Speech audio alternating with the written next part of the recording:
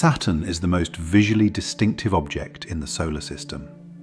Even through a small telescope, even through a telescope that costs less than a dinner out, Saturn looks wrong. It looks like something placed there deliberately, like an object that does not belong in a universe governed by the same physical laws as everything else. The rings are too perfect. The geometry is too clean. A sphere surrounded by a flat disk suspended in nothing, tilted at an angle that makes it look like a diagram of itself rather than a real object. But the rings are only the beginning of what is strange about Saturn. They are, in a sense, the most visible part of a planet that is, once you begin examining it carefully, one of the most physically bizarre objects in the solar system. Not strange in the way that exotic objects at the edges of our knowledge are strange, not like neutron stars or black holes or the physics of the early universe. Strange in a specific and concrete way. Strange in ways that spacecraft have measured and instruments have verified and scientists have spent decades trying to explain. Tonight we are going to go inside Saturn. Not in the sense that any spacecraft has gone inside. No human instrument has penetrated below Saturn's cloud tops, and the pressures and temperatures that exist deeper make any such mission essentially impossible with foreseeable technology. But in the sense of following what the physics tells us should exist there, and what the observations we can make from outside tell us is actually happening. What we find is a planet that is doing things no one fully expected. Not dramatic things, not eruptions or explosions or visible catastrophes, quiet things, subtle things, things that become apparent only when you look at Saturn with sufficient precision and ask the right questions. What is the core made of? How fast does Saturn rotate? Where does all the heat come from? Why do the rings look the way they do?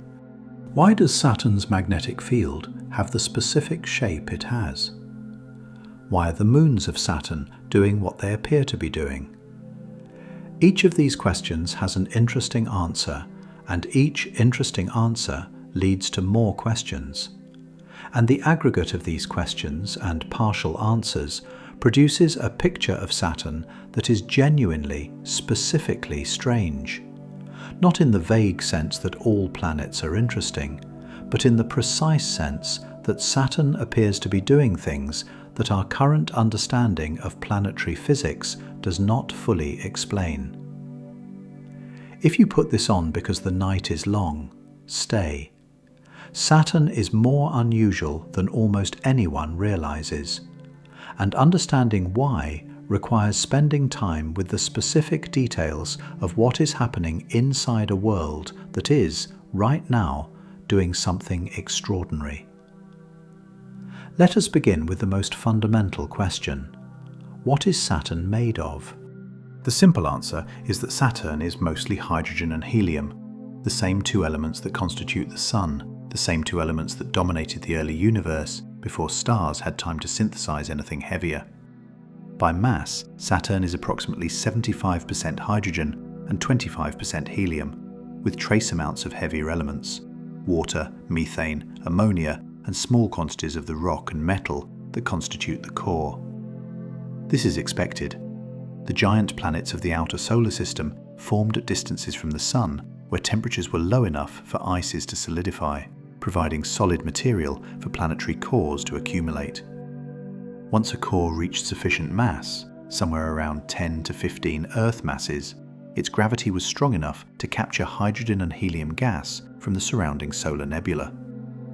Jupiter and Saturn are the result of this process applied most effectively, collecting enough gas to become hydrogen-dominated worlds the size of planets.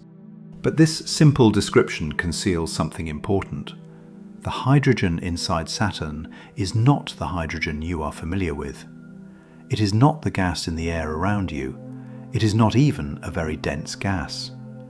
At the pressures that exist in Saturn's interior, pressures that increase rapidly with depth as the weight of the atmosphere above accumulates, hydrogen behaves in ways that have no familiar analogue.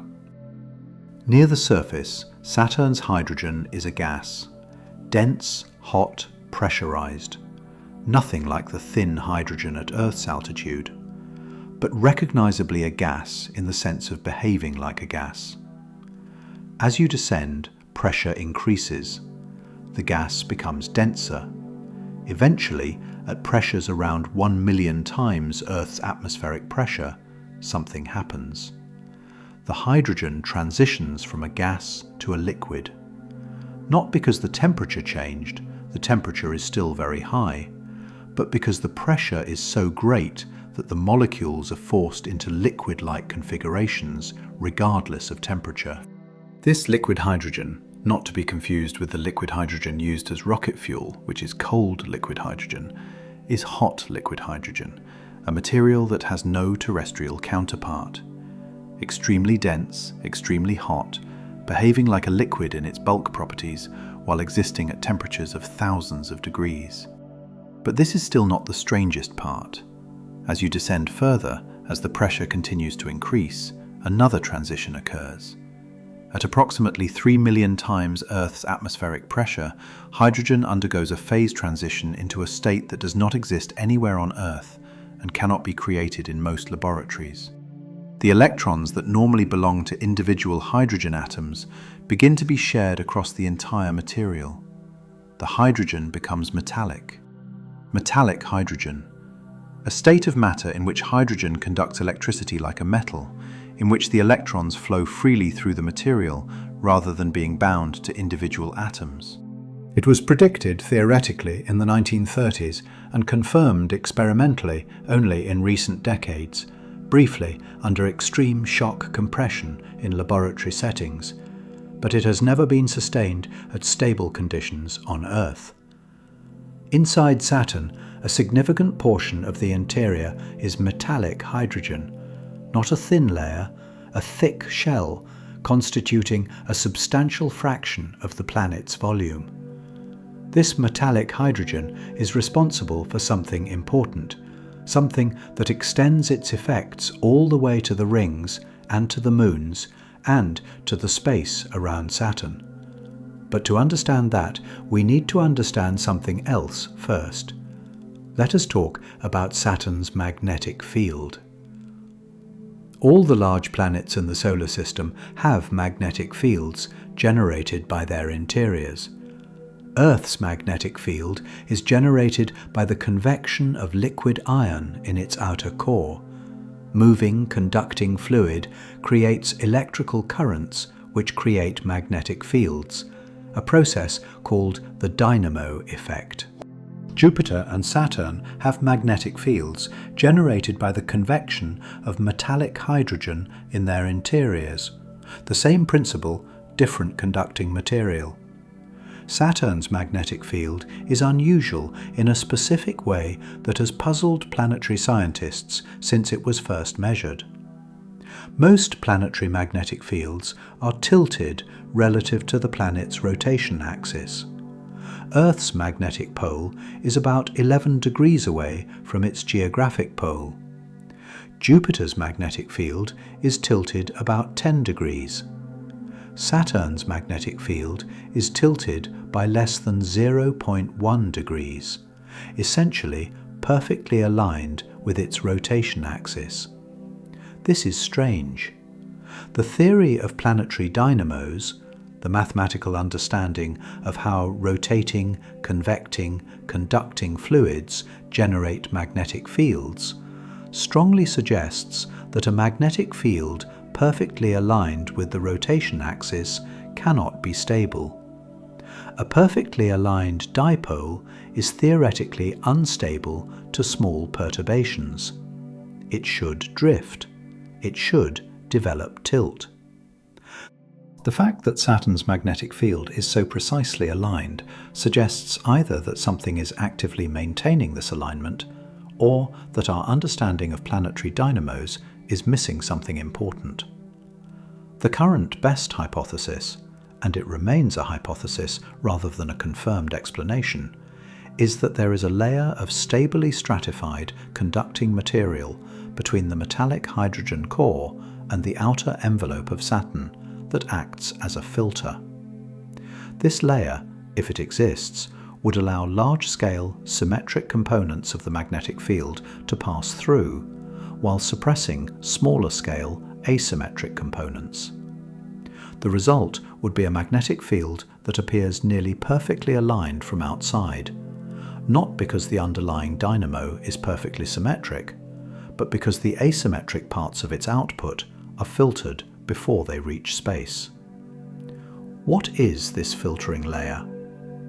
The leading candidate is a layer where helium rains out of the hydrogen-helium mixture. This brings us to one of the most remarkable things happening inside Saturn right now. It is called helium rain. As Saturn formed and evolved, its interior began cooling. Not rapidly. Saturn is still losing heat today, still radiating more energy into space than it receives from the Sun. But gradually, over billions of years, the temperature of the interior has been dropping.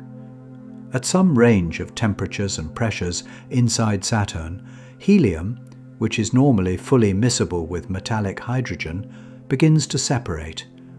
The helium becomes insoluble. It forms droplets, and those droplets, being denser than the surrounding metallic hydrogen, fall. Rain. Not rain the way we think of rain, not droplets falling through an atmosphere into a surface, but the same physical process. Dense droplets forming in a medium and falling under the influence of gravity because they are denser than their surroundings. This helium rain is not a short-lived phenomenon. It has been happening for billions of years and continues today. The helium that was originally distributed throughout the interior has been gradually raining downward, enriching the deep interior in helium and depleting the upper layers. This has two observable consequences. First, the composition of Saturn's outer atmosphere. Saturn's atmosphere should be, based on its formation, approximately the same composition as the Sun, about 25% helium by mass. But measurements of Saturn's upper atmosphere show a helium fraction of only about 10 to 13%. The missing helium has rained downward. The depletion of helium in the observable atmosphere is direct evidence that helium rain is occurring in the deep interior. Second, Saturn's heat output. Saturn radiates approximately 1.78 times as much energy as it receives from the Sun. For a planet the age of the solar system, 4.5 billion years, this excess heat cannot be accounted for by residual heat from formation alone. The planet should have cooled more by now. Something is still generating heat. The helium rain provides the explanation. As helium droplets fall through the metallic hydrogen, they lose gravitational potential energy. That energy has to go somewhere. It becomes heat.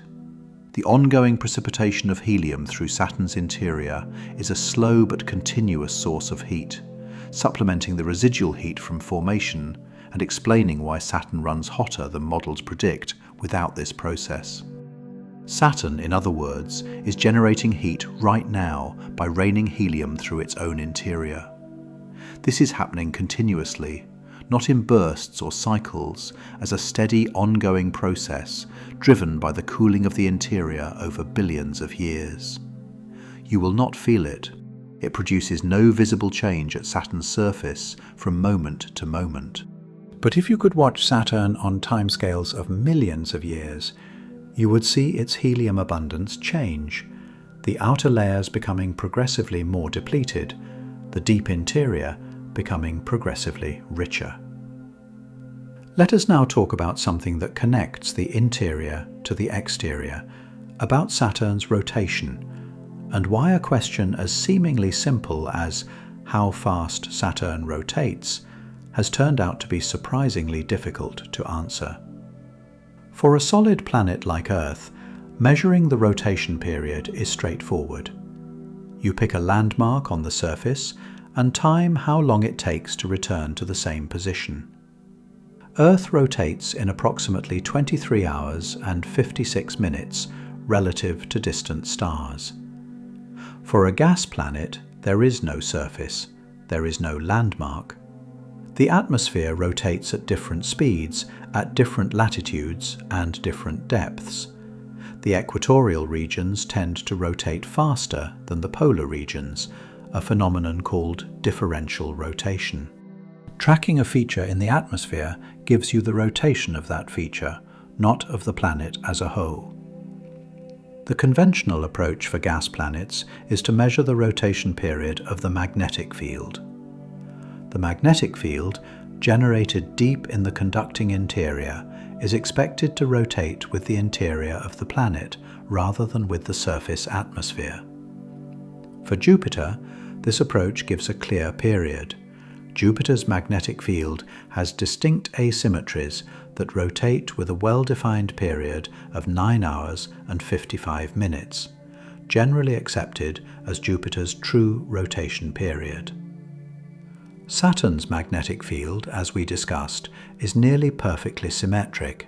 It has no clear asymmetries to track. The approach that works for Jupiter doesn't work for Saturn. The Cassini spacecraft, which orbited Saturn from 2004 to 2017, made extraordinarily precise measurements of Saturn's environment in an attempt to nail down the rotation period. The results were puzzling. The magnetic field period appeared to be changing. It was different in measurements made by Cassini compared to measurements made by Voyager 1 and 2 in the 1980s. The difference was about 6 minutes. Planetary rotation periods don't change on timescales of decades. The measurements must reflect something other than the true rotation of the interior. The current understanding is that the radio emissions used to track the magnetic field period are not directly locked to the deep interior rotation. They are influenced by processes in the upper atmosphere and ionosphere that introduce variability. What Voyager and Cassini were measuring was not the rotation of Saturn's interior, but the rotation of a pattern in Saturn's magnetosphere that itself has some variability. So what is Saturn's true rotation period? The Cassini mission's final data, obtained in the grand finale phase when the spacecraft made dozens of orbits dipping between Saturn and its rings, gave the most precise estimate yet. Analysis of Saturn's gravity field during these close passes, combined with constraints from the ring's response to Saturn's internal oscillations, places Saturn's rotation period at approximately 10 hours, 33 minutes and 38 seconds. But this is still not a measurement of a physical feature rotating. It is derived from the gravity field, from the flattening of the planet, and from subtle oscillations in the rings. It is the best estimate yet, but it carries uncertainties. This is a striking situation. Saturn is the sixth planet from the Sun, one of the most observed objects in astronomy, the subject of decades of spacecraft observation, and we do not precisely know how fast it rotates. Let us now talk about the rings. Saturn's rings are extraordinary in their extent and complexity. The main ring system spans roughly 280,000 kilometers from inner to outer edge, almost the distance from Earth to the Moon. Yet the rings are, on average, only about 10 to 20 meters thick. A structure with a diameter to thickness ratio that, if scaled to a sheet of paper, would make the paper several kilometers across. The rings are mostly water ice, fragments ranging from micrometers to meters to occasionally objects the size of small buildings, held in precise orbits by Saturn's gravity, organized into bands and gaps by the gravitational influence of Saturn's moons. The gaps in the rings are among the most striking features. The Cassini division, a gap roughly 4,800 kilometers wide, visible even in small telescopes, is maintained by a gravitational resonance with the moon Mimas. An object in the Cassini division would orbit Saturn exactly twice for every orbit Mimas completes. These repeated gravitational tugs from Mimas at the same orbital position clear material from the resonant orbit, maintaining the gap. Similar resonances with other moons maintain other gaps and create the banded structure visible throughout the rings. But the rings are not static, they are actively evolving. Material is continuously being added to the rings, from small moons being eroded by micrometeorite impacts, from comets and asteroids disrupted by Saturn's gravity, and material is continuously being lost. Ring particles at the inner edge of the rings follow spiral paths into Saturn's upper atmosphere, drawn inward by a combination of Saturn's magnetic field and the charge acquired by ring particles from solar ultraviolet radiation. This rain of ring material into Saturn's atmosphere was directly detected by Cassini. Charged particles flowing along magnetic field lines from the rings into the planet at a rate estimated at roughly 10,000 kilograms per second. 10,000 kilograms every second, continuously. At this rate, the rings would be depleted in roughly 100 million years, a blink in geological time, far less than the age of the solar system. This implies that either the rings are being replenished, material continuously being added from eroded moons or captured comets, or that the rings are geologically young. They formed or were substantially reshaped relatively recently in solar system history. The question of the ring's age is actively debated. Some analyses of the ring's composition suggest they are quite young, perhaps only 100 to 400 million years old, a time when dinosaurs were still walking the Earth. Other analyses suggest they could be older, but have been continuously renewed. The Cassini data has made the debate more informed, but has not fully resolved it. What it has established clearly is that the rings are not permanent fixtures. They are temporary structures, transient on solar system timescales, currently in a state that will not persist indefinitely. Let us now talk about the moons, about the extraordinary diversity of objects orbiting Saturn, and about what they tell us about the physics and history of the Saturn system. Saturn has 146 confirmed moons, more than any other planet in the solar system. They range from tiny, irregular objects just a few hundred meters across, captured asteroids, or debris from ancient collisions, to Titan, the second largest moon in the solar system and one of the most scientifically fascinating objects in the solar system. Titan is larger than the planet Mercury. It has a thick nitrogen atmosphere, the only moon in the solar system with a substantial atmosphere, with surface pressure about 1.5 times Earth's. It has lakes, rivers, and rain, but not water. The temperatures on Titan's surface are approximately minus 179 degrees Celsius, far too cold for liquid water. The liquid on Titan's surface is methane and ethane, organic compounds that cycle through Titan's atmosphere, condense, rain, pool, and evaporate in a cycle that mirrors Earth's water cycle at temperatures 200 degrees lower. This is striking. Titan has weather. It has seasons, driven by its orbit around Saturn and Saturn's orbit around the Sun. It has geological processes, dunes of organic material, riverbeds carved by liquid methane, possible cryovolcanic features where water ammonia slurry has been extruded from the interior. And below Titan's surface, there is almost certainly a liquid water ocean. The same gravitational flexing that heats Enceladus also affects Titan, and measurements of Titan's changing shape over the course of an orbit suggest that the interior is not fully solid, that there is a liquid layer beneath the ice crust. A global liquid water ocean, possibly mixed with ammonia to lower its freezing point, sitting beneath roughly 50 kilometers of ice. This means Titan may have two potentially habitable environments. The surface, where complex organic chemistry is occurring in liquid methane, chemistry that some researchers have speculated could, in principle, support life based on completely different biochemistry than Earth life. And the subsurface ocean, where liquid water is in contact with rock, conditions similar to those where life exists on Earth in deep hydrothermal systems. Whether either of these environments actually harbours life is unknown. No life detection mission has visited Titan. The Dragonfly mission, a rotorcraft lander scheduled for launch in 2028 and arrival at Titan in the 2030s, will be the first mission to actually land on Titan and conduct in situ chemistry. What it finds will be transformative regardless of whether it detects life.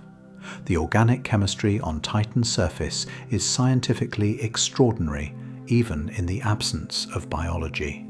Enceladus, dramatically smaller than Titan, only about 500 kilometers in diameter, is in some ways even more immediately striking from the perspective of astrobiology. Enceladus was discovered by William Herschel in 1789, but appeared to be a small, undistinguished icy moon. The Cassini spacecraft changed that understanding completely. Cassini discovered that Enceladus has active geysers, plumes of water vapor and ice particles erupting from the south polar region at velocities of hundreds of meters per second, escaping Enceladus's weak gravity and spraying into space. Some of this material falls back to the surface of Enceladus as snow. Some of it escapes entirely and feeds Saturn's E ring, the diffuse extended ring that Enceladus orbits within.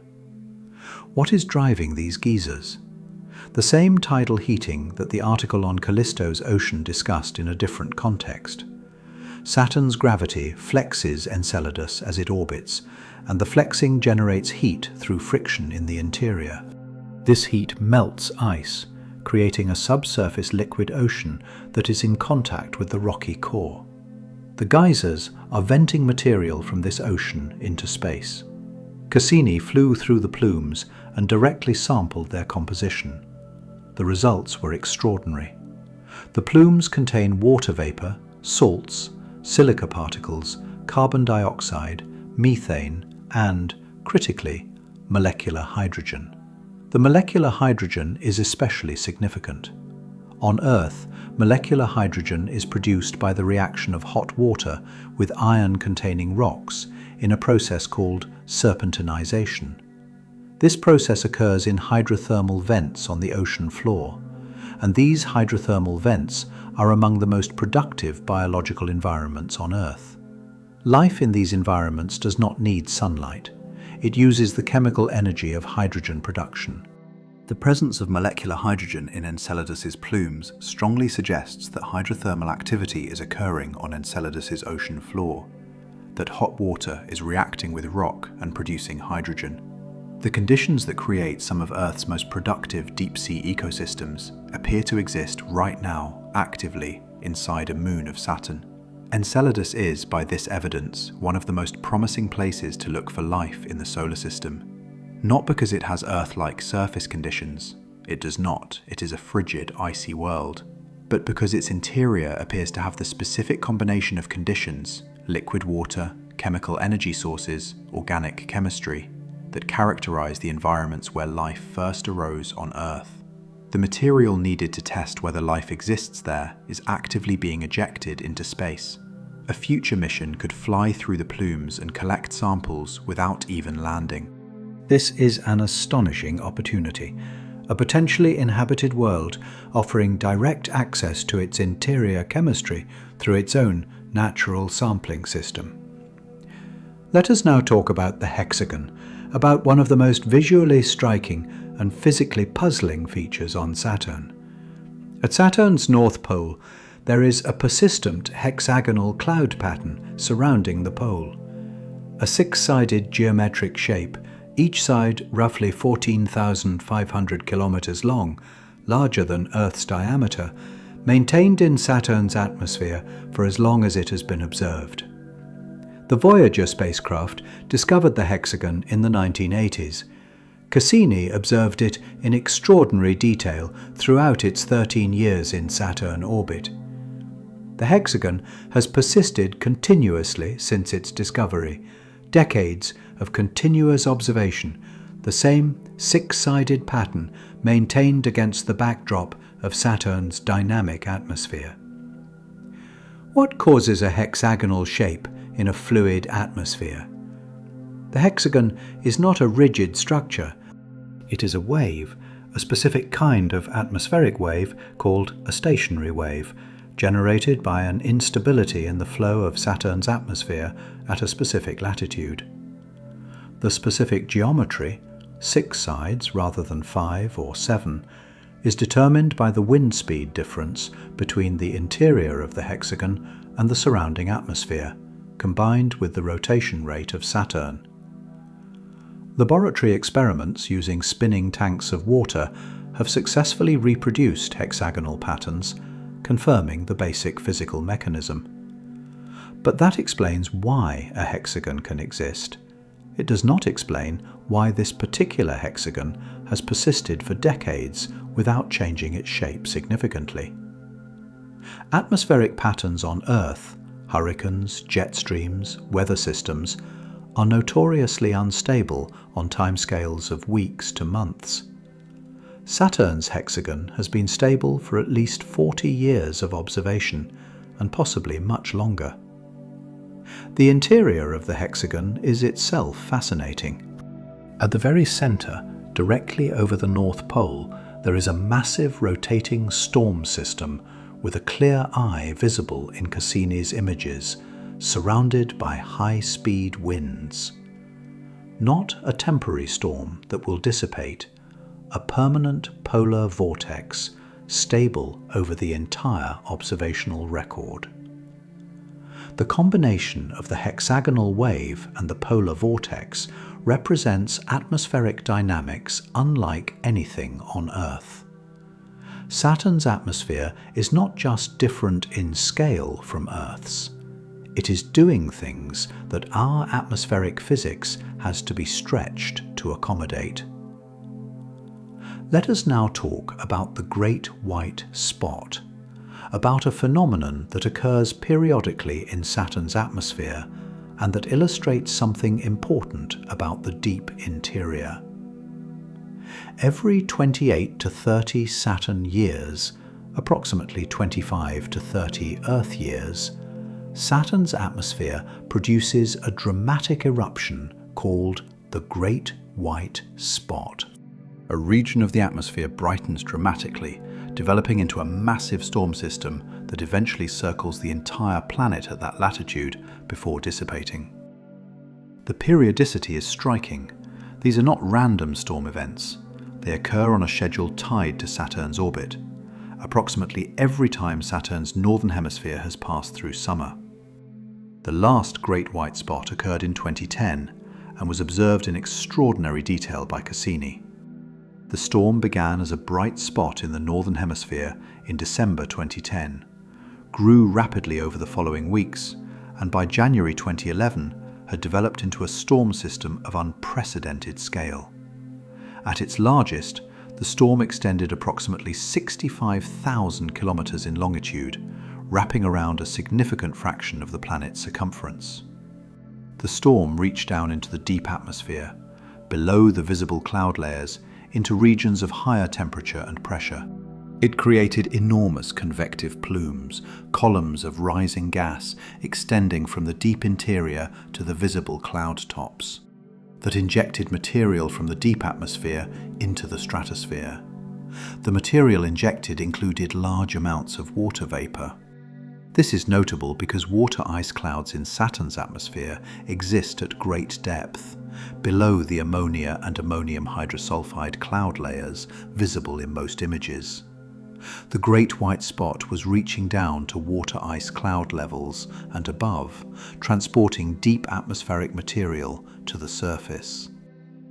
After the storm dissipated, Saturn's stratosphere showed elevated abundances of certain chemical compounds, ethylene among others, that persisted for years. The storm had fundamentally altered the chemical composition of Saturn's stratosphere on a globally significant scale. The next great white spot should occur sometime in the 2030s, roughly 25 Earth years after the 2010 event. When it does, it will be observed by whatever spacecraft are then at Saturn, if any, and from Earth, with telescopes orders of magnitude more capable than anything available in 2010. Let us now talk about something that unifies several of the phenomena we have discussed, about Saturn's internal oscillations, and about how the rings act as a seismograph, allowing us to probe the planet's interior. Saturn, like the Sun, oscillates, not in any dramatic visible way, not in any way that would be apparent to casual observation, but with subtle variations in its gravitational field, driven by waves of compression and rarefaction propagating through its interior. These internal oscillations, analogous to seismic waves on Earth or acoustic oscillations in the Sun, have specific frequencies determined by the internal structure of the planet.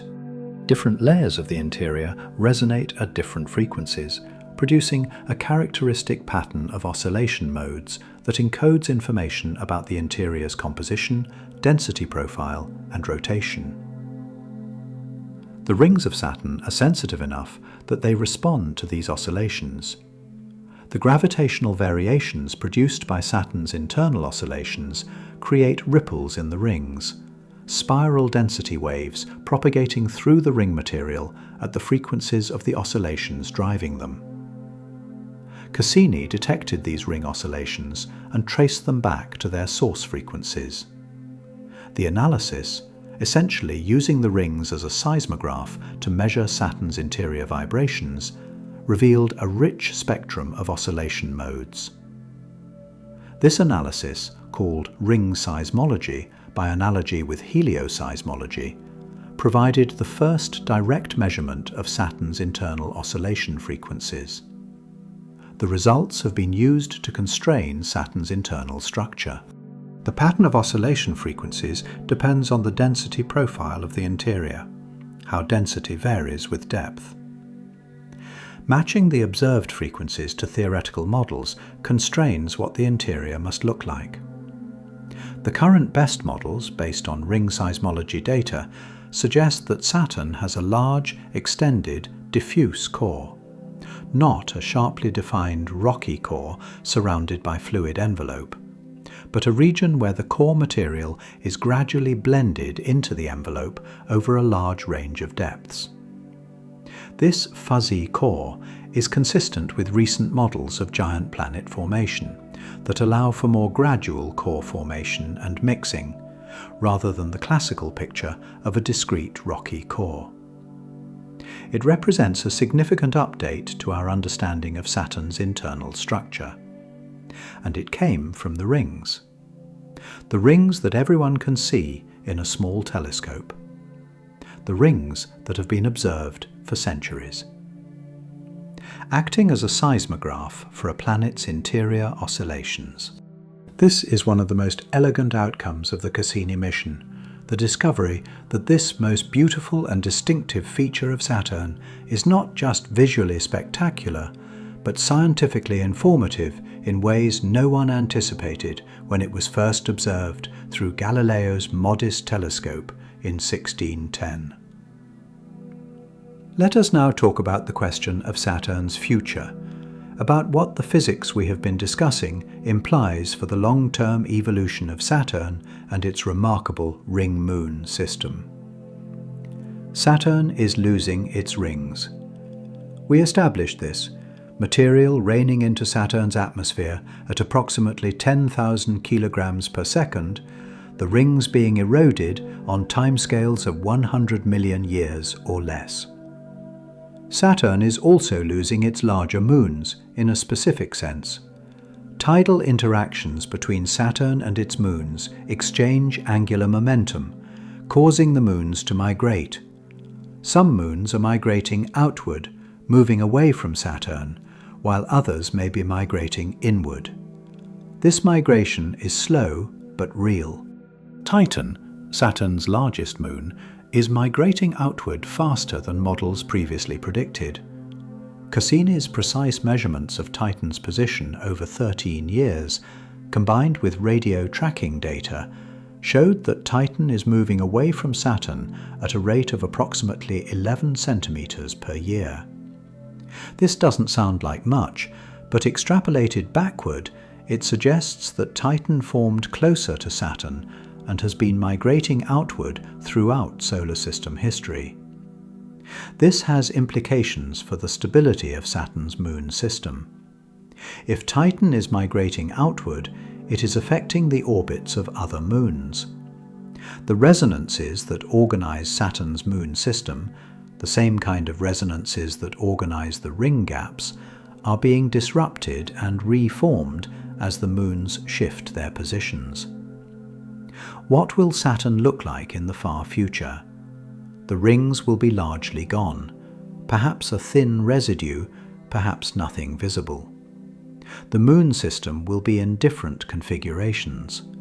The atmospheric features may have different character.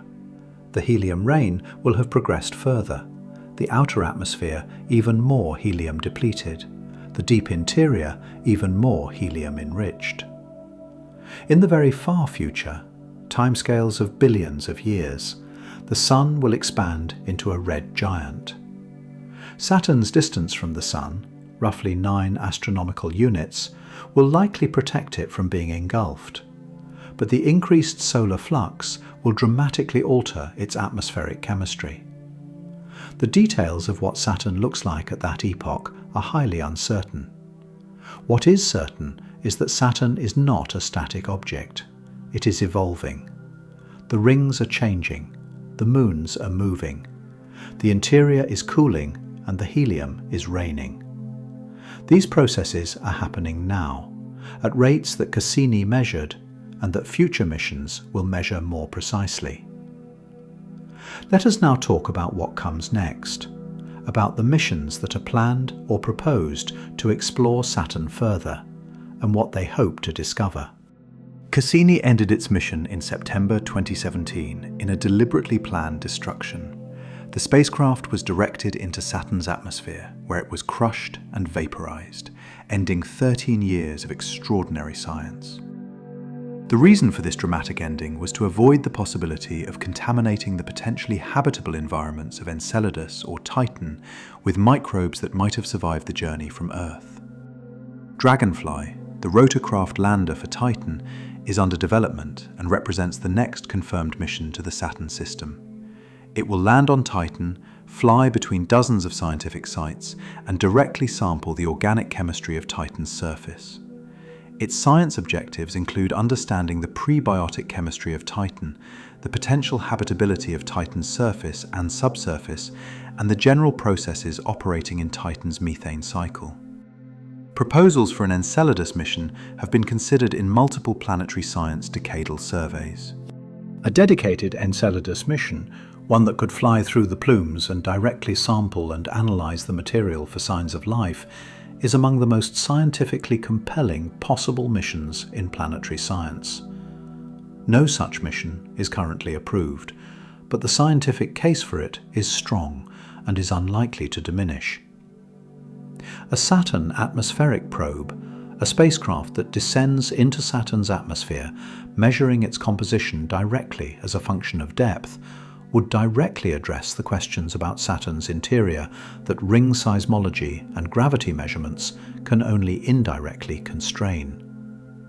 Measuring the helium abundance directly at different atmospheric levels would confirm and quantify the helium depletion from rain. Such a probe has been proposed multiple times. The scientific questions that Saturn poses about helium rain, about the nature of metallic hydrogen, about the magnetic field's mysterious alignment, about the ring's age and evolution, about the habitability of Enceladus and Titan, are not going to be answered by existing data. They require new measurements, new missions, new instruments. Saturn is not a solved problem that we understand and have catalogued. It is an active scientific frontier where fundamental questions about planetary physics, about the nature of matter at extreme pressures, about the potential distribution of life in the solar system remain genuinely open. Let us now pull back and look at Saturn from the perspective of everything we have discussed, about what the combination of these phenomena tells us about what kind of object Saturn actually is. Saturn is not simply a large version of familiar things. It is not a large Earth, or a large moon, or a large gas cloud. It is a specific object whose properties emerge from the combination of its mass, its position in the solar system, its age, and the history of its formation. And those properties include things that do not exist anywhere else in the solar system in the same combination. Metallic hydrogen in bulk quantities, helium rain falling through the interior in a continuous drizzle driven by the slow cooling of a world formed 4.5 billion years ago. A magnetic field of mysterious symmetry generated by processes not fully understood in a material that cannot be replicated on Earth. Rings that are extraordinarily thin relative to their extent, temporary on solar system timescales, actively raining material into the planet. A hexagonal polar wave that has persisted for decades in an atmosphere that should not sustain stable geometric patterns. Moons of extraordinary diversity, including one with a thick nitrogen atmosphere and methane weather, and another with active geysers venting a potentially habitable ocean into space. These are not separately curious facts. They are connected aspects of a single object, connected through the physics of what Saturn is and how it works. The helium rain produces the excess heat. The excess heat drives convection in the metallic hydrogen. The convection generates the magnetic field. The magnetic field's symmetry is maintained by the stable layer above the metallic hydrogen, where helium rains out. The internal oscillations of this whole system ripple through the rings and are visible as waves in the ring material. Saturn is a system, a specific, integrated, physically coherent system in which everything is connected to everything else through the underlying physics. Understanding it requires not just cataloguing its features, but understanding how those features arise from and depend on each other. We have been doing that for centuries, since Galileo's telescope first revealed that Saturn was somehow not the same shape as other objects in the sky. With each improvement in instruments, with each spacecraft, with each new technique for extracting information from existing data, the picture has become richer and more connected. And at each stage, what the improvement in knowledge has revealed is not simplification, not the discovery that Saturn is simple once you understand it, but greater complexity, more connections, more phenomena that require more explanation, more questions arising from the answers to previous questions. This is what a genuinely complex physical system looks like when examined carefully. Not a simple object that becomes simpler as you understand it. A complex object that reveals its complexity the more carefully you look. Saturn has been revealing its complexity for 400 years. It continues to do so, and the most recent examinations, the ring seismology, the plume chemistry, the helium abundance measurements, the ring mass determination from Cassini's grand finale, have not simplified the picture. They have enriched it. Something really bizarre is happening inside Saturn. Many bizarre things. Each one connected to the others, each one requiring physics that was not fully developed when Saturn was first observed. Each one pointing to questions that still do not have complete answers. Let us talk about something that ties together everything we have discussed in an unexpected direction. about what Saturn tells us about planet formation in general, and why the specific strangeness of Saturn's interior has implications that extend far beyond our solar system. We live in an era of exoplanet discovery. Since the first confirmed detection of a planet orbiting another star in 1992, thousands of exoplanets have been catalogued. The Kepler Space Telescope alone identified more than 2,600 confirmed planets. The TESS mission continues to add to that catalogue. And among the most common types of planets found by these surveys, far more common than previously expected, are planets in the size range between Earth and Neptune. Planets with radii 1 to 4 times Earth's, masses that could be anywhere from a few Earth masses to dozens. These are the planets that are not well represented in our own solar system. We have the rocky inner planets, all smaller than Earth's radius by a modest factor.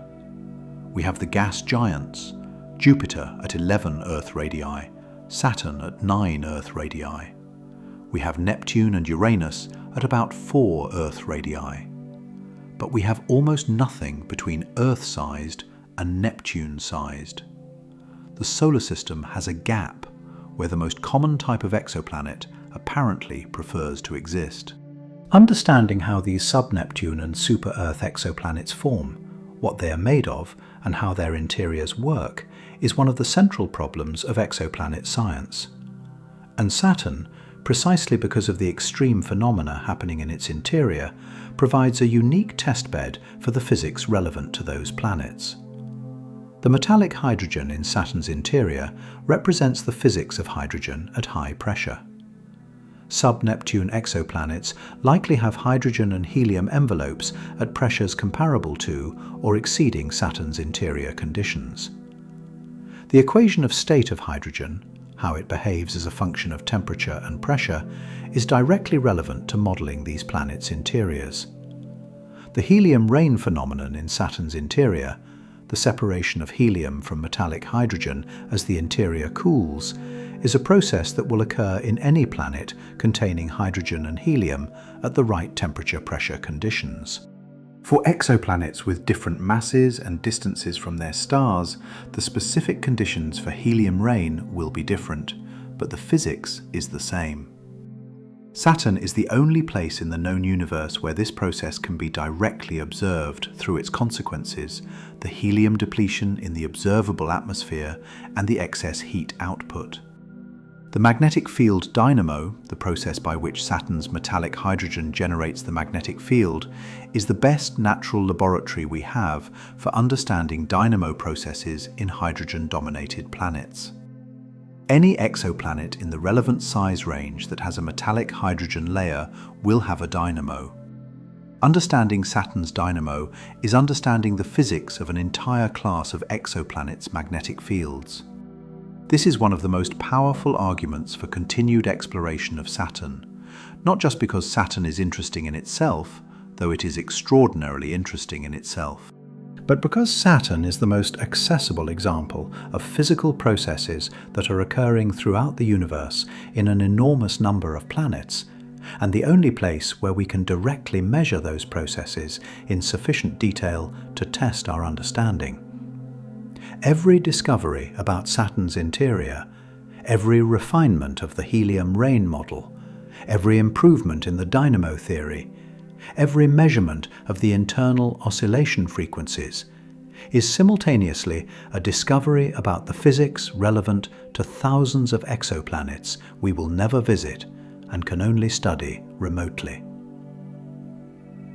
Let us now talk about something specific and concrete, about the grand finale of the Cassini mission, and about what those final orbits revealed that changed our understanding of Saturn.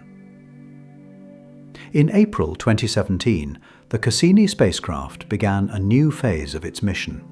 Rather than continuing its survey of Saturn's moons and outer magnetosphere, Cassini was directed into a series of orbits that took it closer to Saturn than it had ever been, and closer than any spacecraft had ever been to any gas giant.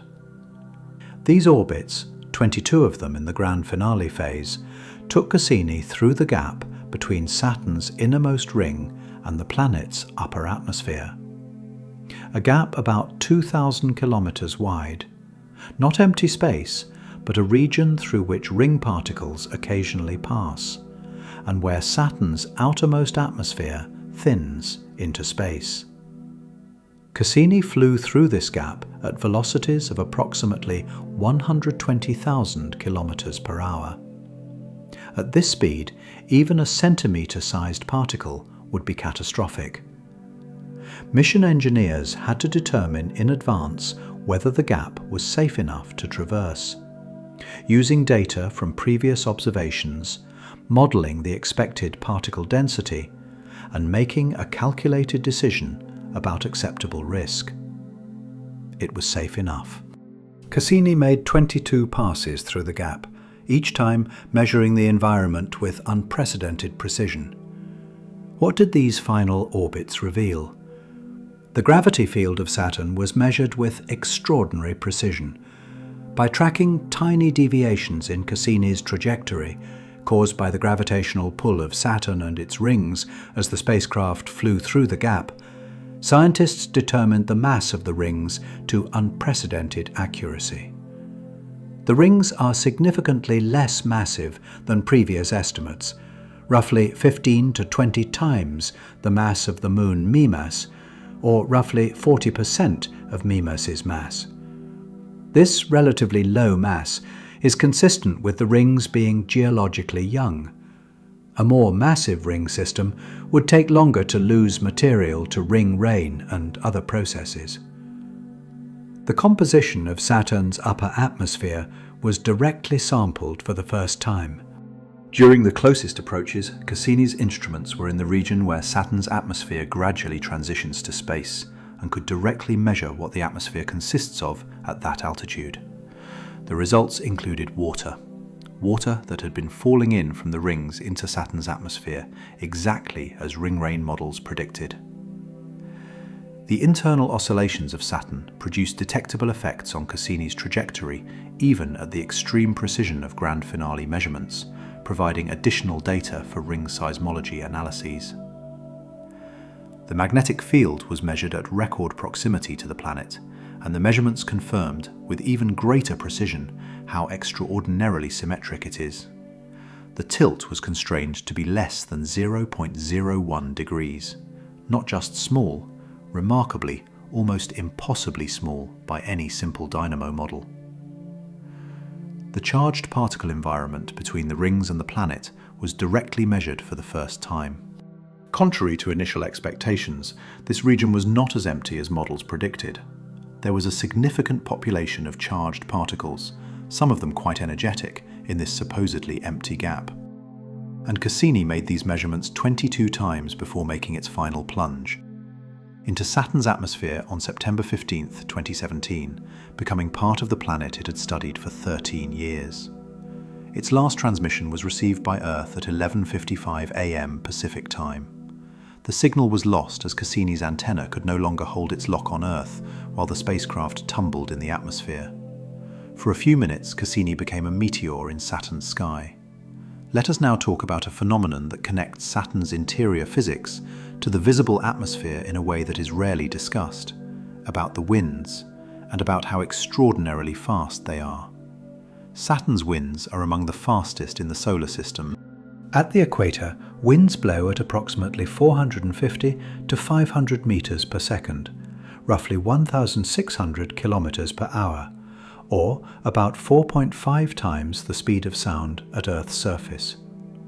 These are not brief gusts.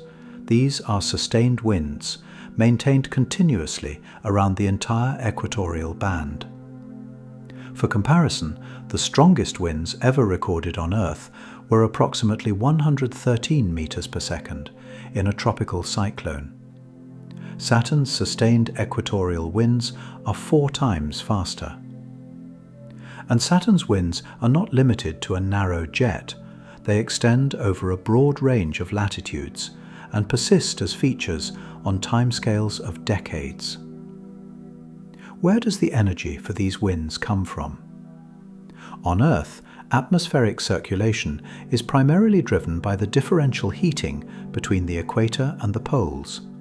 The equator receives more solar energy than the poles, creating temperature differences that drive atmospheric motion. This is the fundamental engine of Earth's weather. On Saturn, the situation is more complex. Solar heating at Saturn's distance is much weaker. Saturn receives about 1% of the solar energy that Earth receives per unit area.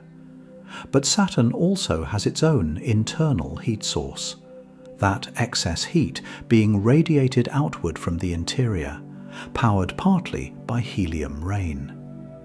The internal heat flux on Saturn is comparable to the solar energy flux, meaning that Saturn's internal heat is about as important a driver of atmospheric circulation as solar energy.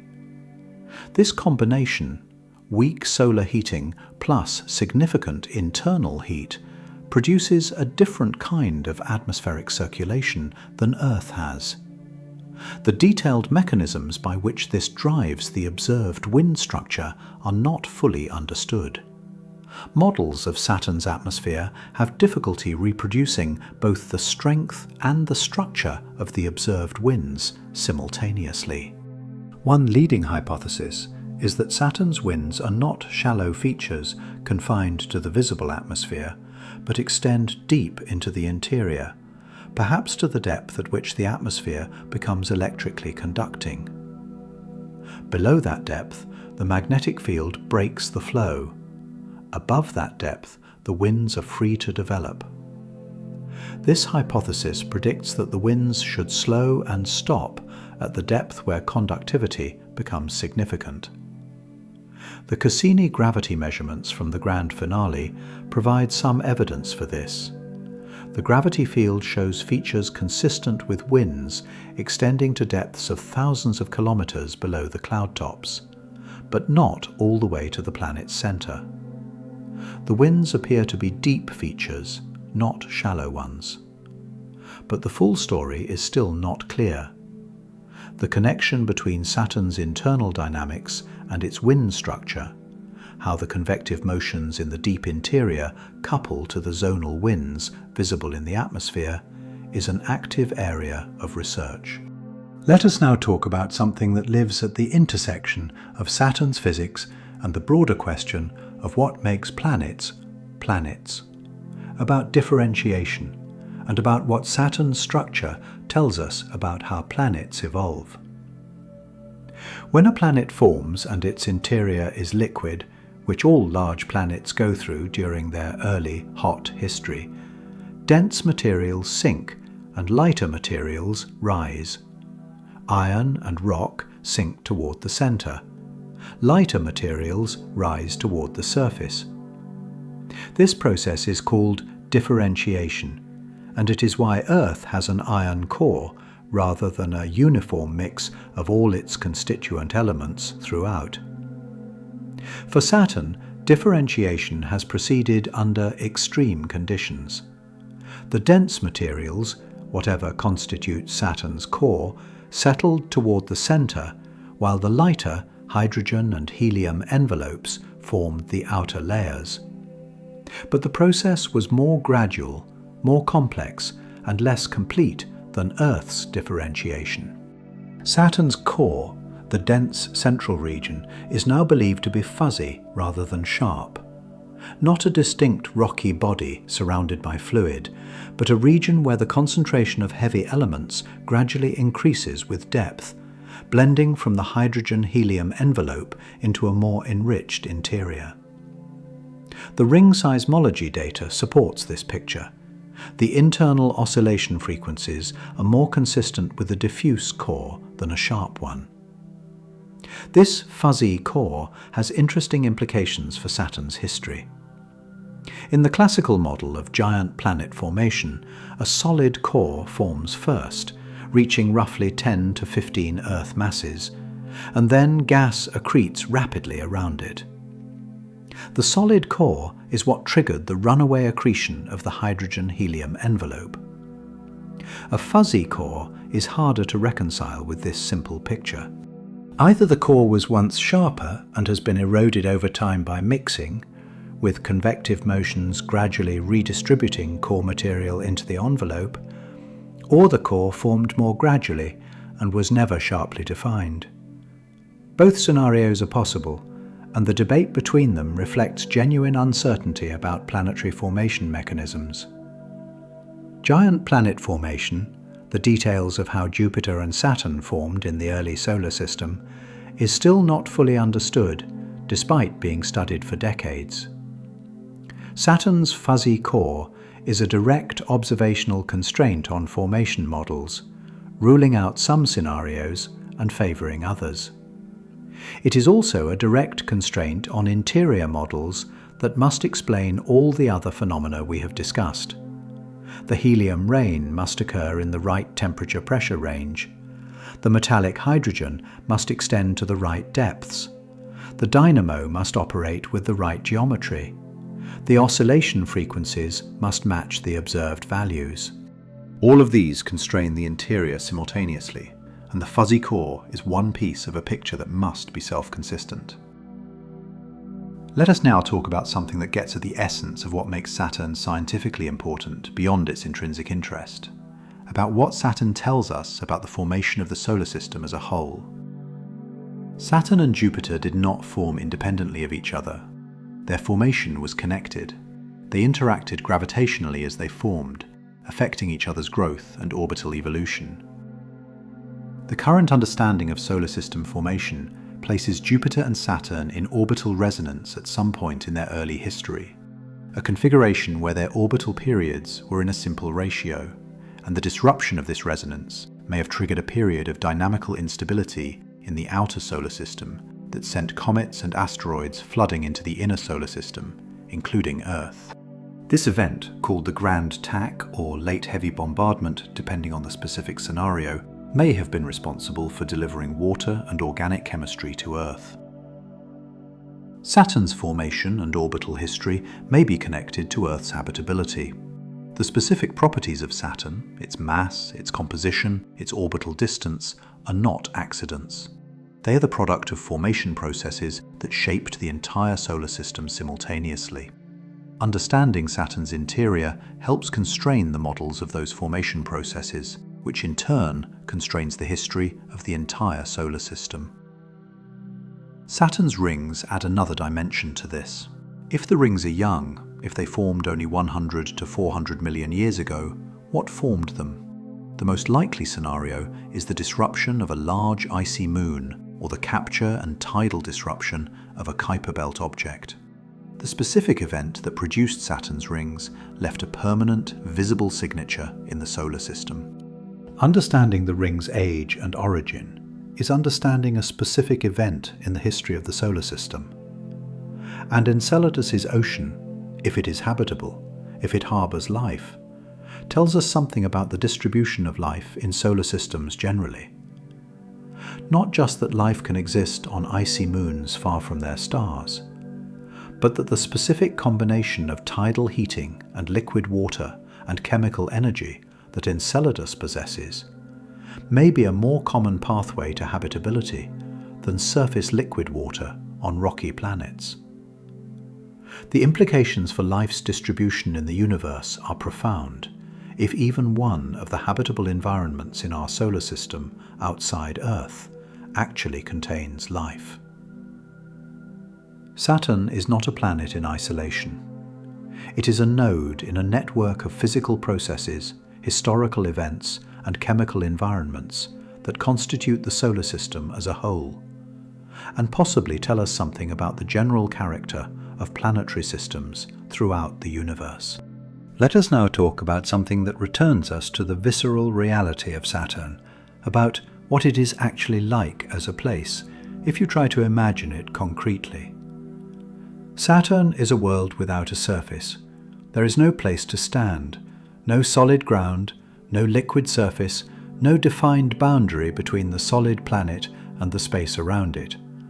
What there is instead is a gradual transition from the near vacuum of space through increasingly dense gas, through clouds, through deeper and warmer and denser layers, through the transition to liquid, through the transition to metallic liquid, to the vague, enriched region that constitutes the core. If you fell into Saturn, if you could somehow survive the journey, you would experience this as a gradual increase in density and temperature and pressure. At the cloud tops, you would see the banded atmosphere, the alternating light and dark zones and belts that have been visible from Earth for centuries, the storms, the hexagonal polar wave, the great white spot, if you arrived at the right time. Falling further, the clouds would thicken. The upper cloud layer, ammonia ice crystals, would give way to deeper cloud layers of ammonium hydrosulfide, then water ice, then water droplets. The temperature increasing, the pressure increasing, the light failing as the clouds above thicken. Below the cloud layers, you enter a region of clear gas, hot, dense, pressurized, increasingly hydrogen-dominated, but still recognizably gaseous. The temperature by now is hundreds of degrees, the pressure many times Earth's atmosphere. Continuing down, the transition to liquid hydrogen. No sharp boundary, a gradual increase in density until the material is clearly liquid rather than clearly gas. Hot liquid hydrogen, hundreds or thousands of degrees, at pressures tens of thousands of times Earth's atmosphere. And then, deeper, the transition to metallic hydrogen. The electrons freeing themselves from individual atoms, flowing through the material, making it conductive. This is where the magnetic field is generated. This is where the helium droplets form and begin their slow fall. This is where the conditions are more extreme than anything achievable in laboratories, where the physics being studied by high-pressure researchers trying to understand matter at its limits is actually physically occurring at enormous scale. At the center, the enriched core, high concentrations of rock and water and other heavy elements, blended gradually with the hydrogen envelope, fuzzy rather than sharp, under pressures perhaps 10 to 15 million times Earth's atmosphere and temperatures perhaps 10,000 to 20,000 degrees. This is a place, a real place, not an abstraction or a diagram. A physical environment that occupies a specific location in the solar system, that has specific properties at every depth, that is doing specific things at every location within it. And none of those things are visible from Earth. The cloud tops are visible, the rings are visible, the moons are visible, but the metallic hydrogen, the helium rain, the dynamo, the fuzzy core, these are inferred from the evidence they produce at the surface, or in the magnetic field, or in the ring oscillations. They exist in a physical environment that no human instrument has ever directly sampled. We know they are there from the evidence, but we know them through inference, not through direct contact. This is the situation with Saturn's interior, an extraordinary physical environment, richer and stranger than most people realize, accessible only through the evidence it projects outward, and even that evidence requiring remarkable technology and remarkable ingenuity to extract. Let us now talk about one more aspect of Saturn that ties everything together, about the specific question of why Saturn is less dense than water, and what that tells us about the planet's overall structure. Saturn is the least dense planet in the solar system. Its average density is approximately 0.69 grams per cubic centimetre, less than water, which has a density of 1 gram per cubic centimetre. If you could find an ocean large enough, Saturn would float. This is a striking fact that gets stated in many popular descriptions of Saturn, and it is true. But it requires unpacking to understand what it actually implies. Saturn is enormous. Its volume is roughly 764 times Earth's, and yet its mass is only about 95 times Earth's. The disproportion between volume and mass is what produces the low average density. The reason for this is the composition. Saturn is overwhelmingly hydrogen and helium, the two lightest elements. The inner rocky/icy core is only a small fraction of the total mass.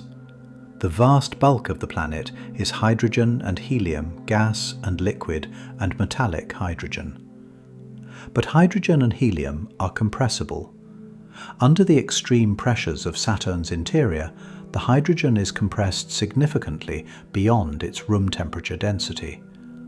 The metallic hydrogen in Saturn's deep interior is substantially denser than the gas at the surface. The average density of the planet reflects not just the composition, but the compression profile, how the density varies with depth. The fact that the average density comes out below water tells us something about the balance between the mass of the core and the mass and compression of the envelope. A higher mass core relative to the envelope would increase the average density. The low average density of Saturn is consistent with a relatively small, not too massive core, which itself is consistent with the fuzzy extended core picture suggested by ring seismology. In other words, the fact that Saturn would float, a fact that seems like a party trick trivia item, is actually a meaningful constraint on Saturn's internal structure. It tells us something about the ratio of core mass to envelope mass that must be consistent with all the other constraints from gravity measurements, oscillation frequencies, and atmospheric composition. Nothing about Saturn is independent of everything else.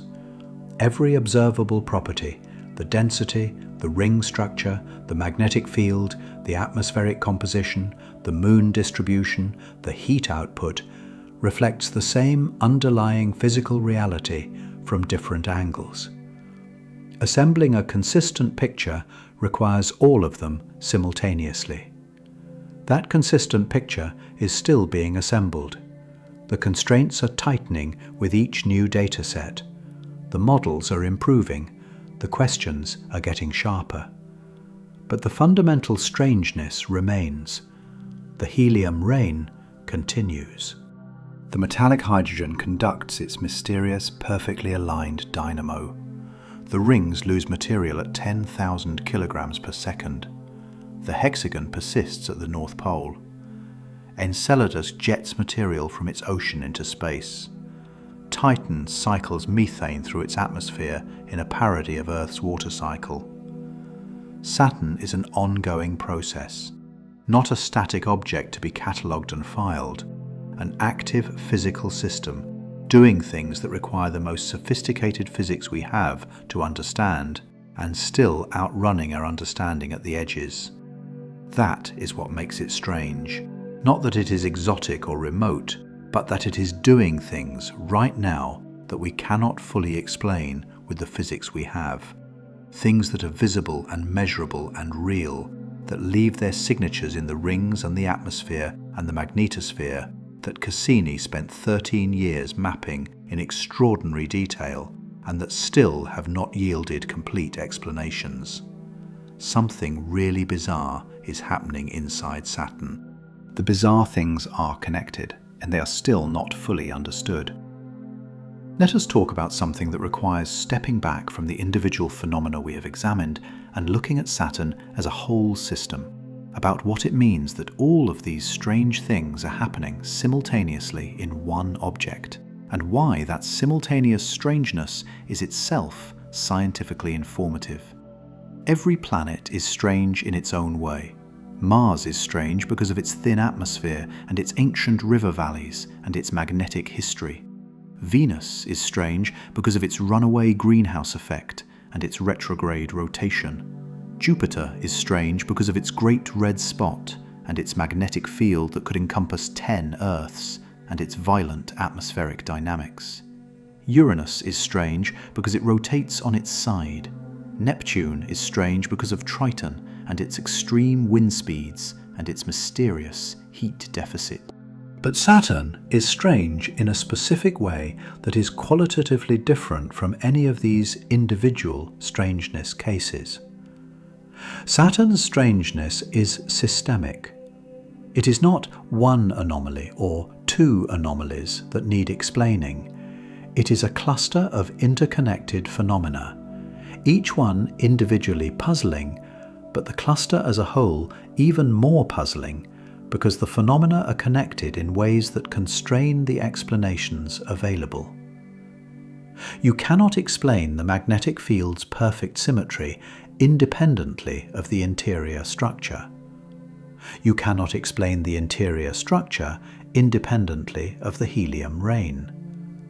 You cannot explain the helium rain independently of the cooling history. You cannot explain the cooling history independently of the formation mechanism. And the formation mechanism connects back to the fuzzy core, which connects back to the oscillation frequencies, which connect back to the ring structure. Everything is coupled. Pulling on one thread changes the constraints on all the others. This is what makes Saturn scientifically hard, rather than simply scientifically interesting. A planet with one anomaly to explain is a target for one new piece of physics. A planet with a cluster of mutually constrained anomalies requires a self-consistent new understanding of the whole.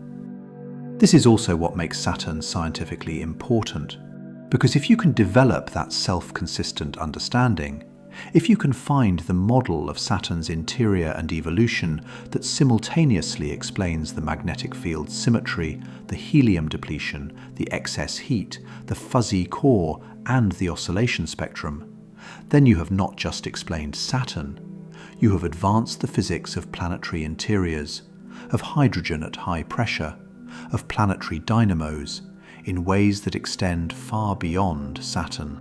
The planetary science community has been working toward this self-consistent understanding for decades, with each new dataset, each Cassini flyby, each refinement in ring seismology, each measurement of the atmospheric composition, tightening the constraints and eliminating some models while supporting others. We are not there yet. The magnetic field remains not fully explained by any model. The exact onset depth of helium rain is uncertain. The relationship between the deep oscillations and the ring waves is understood in principle, but not in all its details. The fuzzy core structure is suggested by the data, but not uniquely constrained. But we are closer than we were before Cassini. And the specific places where the models fail, the specific tensions between observation and theory, are more clearly defined than they were. This is scientific progress. Not the achievement of a final answer, but the sharpening of the question.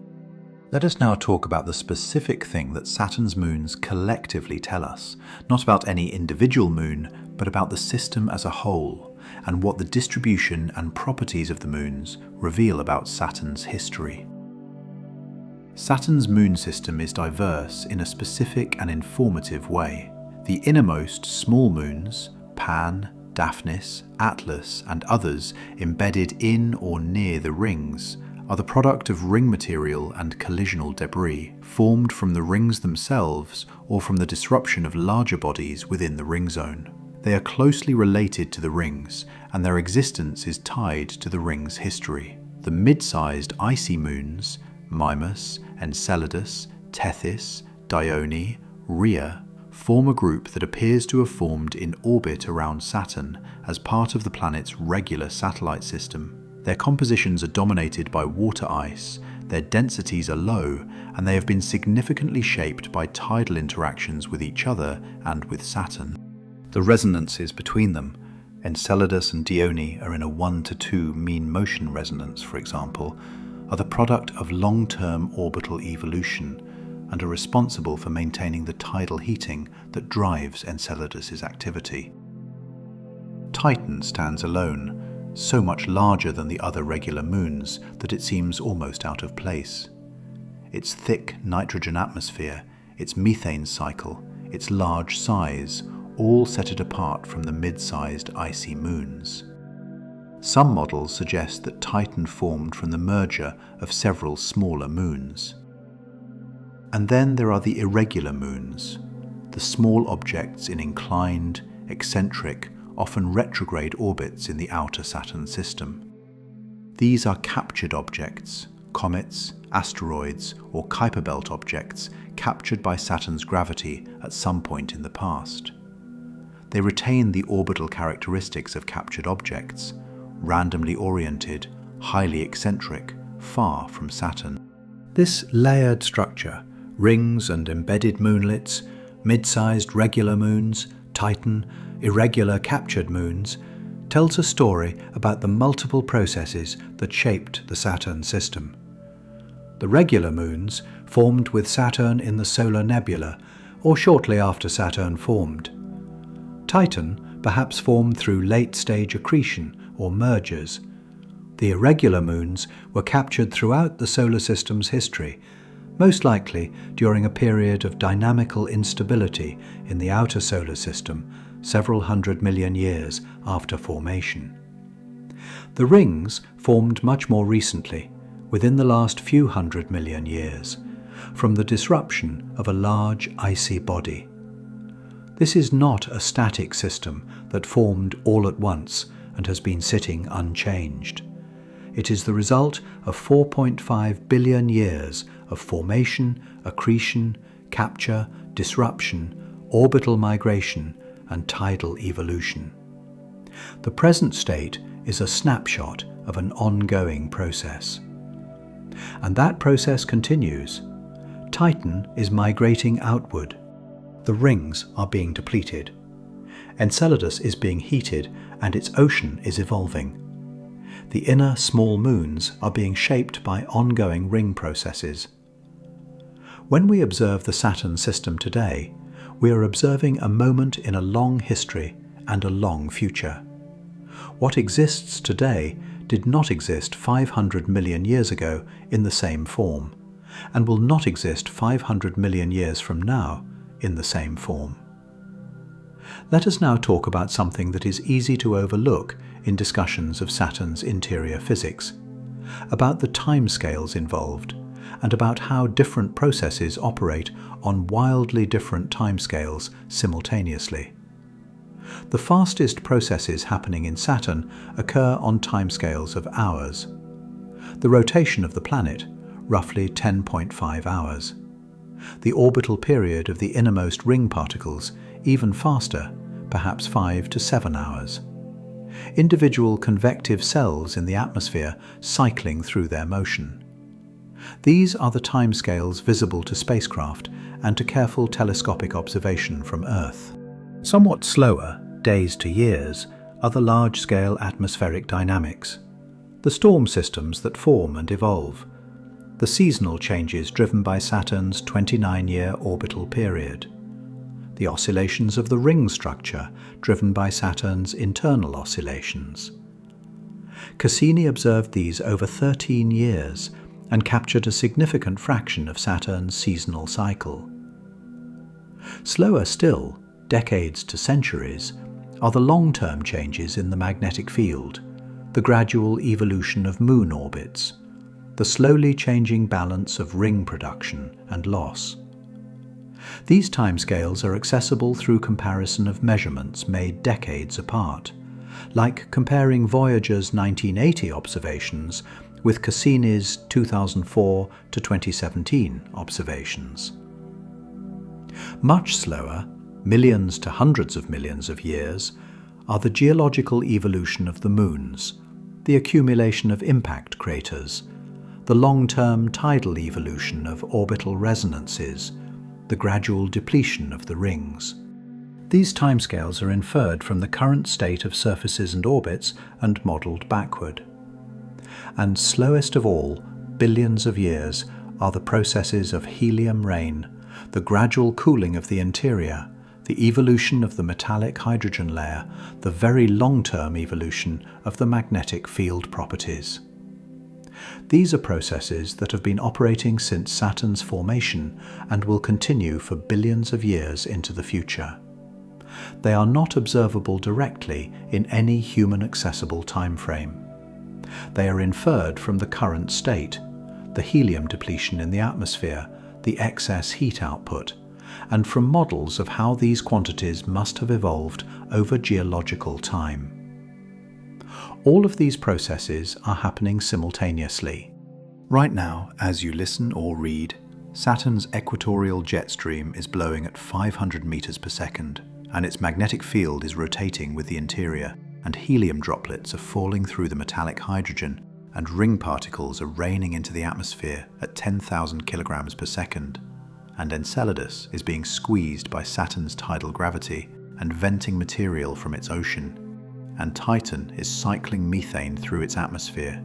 And the Saturn system is approximately 1.4 kilometers farther from Earth than it was 1 second ago, because Earth and Saturn are currently moving apart in their respective orbits. These are all happening at once. Different processes, different timescales, but all real, all physical, all occurring in the same location at this moment. This is what it means for Saturn to be a physical system rather than a collection of facts. It is not a list of properties. It is a set of ongoing processes, coupled to each other, evolving at different rates, all occurring simultaneously in the same object. Let us now talk about Saturn in a way that few popular discussions attempt, about the mathematical structure underlying its physical phenomena, and about what the equations describing Saturn reveal about the universe more broadly. The metallic hydrogen in Saturn's interior is described by quantum mechanics, specifically by the quantum mechanical behavior of electrons in a dense hydrogen plasma.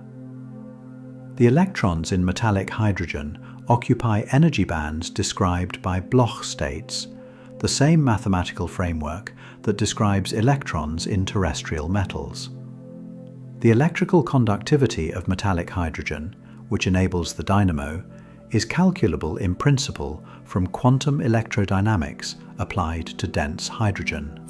The magnetic field of Saturn is described by magnetohydrodynamics, the equations governing the behavior of electrically conducting fluids in magnetic fields.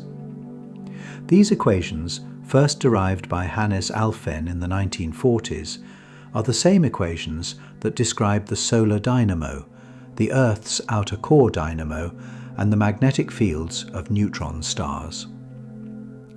Saturn's magnetic field is a specific solution to these equations in the geometry and under the conditions of Saturn's interior.